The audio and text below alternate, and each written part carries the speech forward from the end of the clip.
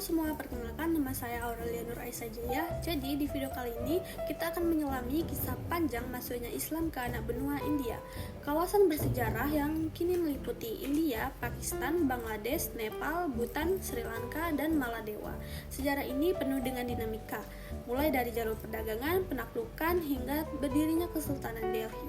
Simak terus videonya ya. Anak benua India adalah wilayah yang dikenal dengan keberagaman geografis dan budayanya. Secara geografis, kawasan ini dikelilingi Laut Arab, Laut Bengal, dan Samudra Hindia. Dengan pegunungan Himalaya sebagai batas alami di utara, wilayah ini adalah rumah bagi peradaban besar seperti peradaban Lembah Indus, salah satu pusat peradaban manusia tertua. Di masa lalu, lembah Sungai Indus menjadi tempat yang strategis bagi perkembangan seni pertanian dan perdagangan. Kawasan ini juga dikenal sebagai tempat lahir berbagai agama besar dunia termasuk Hindu, Buddha, Jain, dan Sikh. Tak hanya itu, kawasan ini menjadi pusat penyebaran agama Islam yang dibawa oleh pedagang, penakluk, dan cendekiawan Muslim. Jalur perdagangan sebagai gerbang masuk Islam. Sejarah masuknya Islam di kawasan ini dimulai sejak abad ke-7, yaitu pada masa hidup Nabi Muhammad SAW. Para pedagang Arab yang telah memeluk Islam membawa ajarannya ke pelabuhan-pelabuhan penting di anak benua India.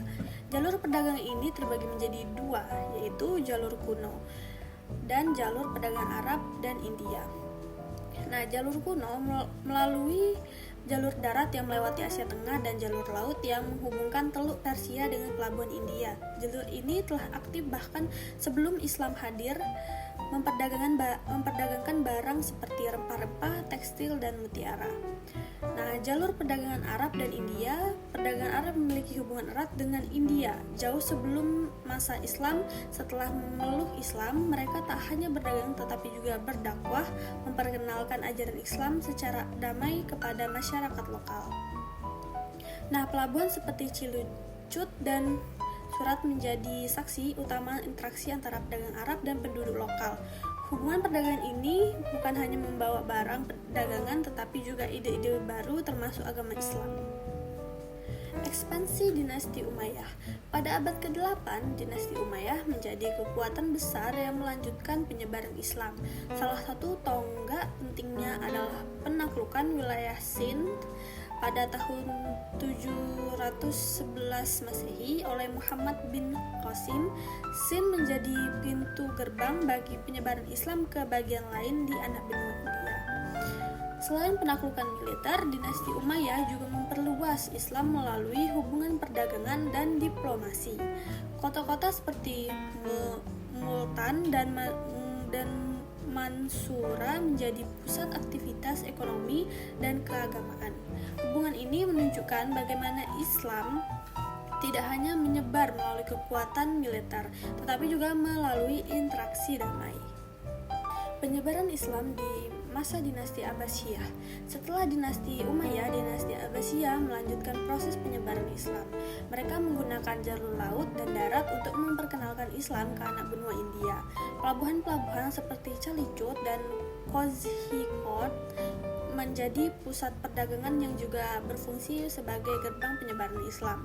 Pada masa ini, dinasti Abbasiyah mengirim ulama, cendekiawan, dan misionaris ke India. Mereka membawa ilmu pengetahuan, seni, dan budaya Islam yang mempengaruhi masyarakat lokal.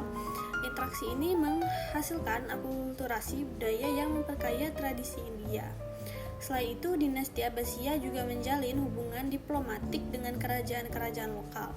Hubungan ini sering melibatkan pertukaran hadiah dan perjanjian dagang yang secara tidak langsung memperkenalkan nilai-nilai Islam kepada masyarakat setempat. Penaklukan oleh dinasti Ghuri. Penaklukan besar berikutnya terjadi pada masa dinasti Ghuri pada abad ke-12. Muhammad Ghori, memimpin dinasti Ghuri, memainkan peran penting dalam membuka jalan bagi penguasaan Muslim di anak benua India. Pada tahun 1192, Muhammad Ghori mengalahkan Raja Prithviraj Chauhan dalam pertempuran Train kedua. Kemenangan ini membuka jalan bagi penguasaan Delhi dan wilayah sekitarnya yang menjadi dasar berdirinya Kesultanan Delhi. Penaklukan ini juga menandai dimulainya era baru dalam penyebaran Islam di India. Masjid-masjid, madrasah, dan infrastruktur keagamaan mulai dibangun di berbagai wilayah, menciptakan jejak Islam yang kuat di kawasan tersebut. Kesultanan Delhi 1206 sampai 1526 Masehi. Kesultanan Delhi didirikan oleh Qutbuddin Aibak pada tahun 1206 setelah wafatnya Muhammad Ghori. Kesultanan ini menjadi tonggak penting dalam sejarah Islam di India. Selama lebih dari 3 abad, Kesultanan Delhi menjadi kekuatan politik dan budaya yang dominan di kawasan tersebut. Pada masa Sultan Iltutmish, Kesultanan Delhi berhasil memperluas wilayah kekuasaan hingga ke berbagai penjuru anak benua India.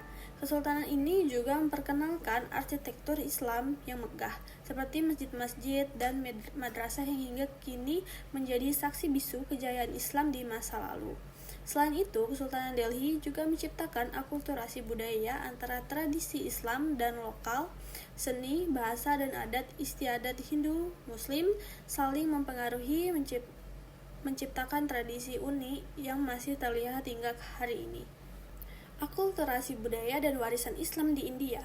Selama berabad-abad, interaksi antara Muslim dan komunitas lokal di India melahirkan akulturasi budaya yang luar biasa.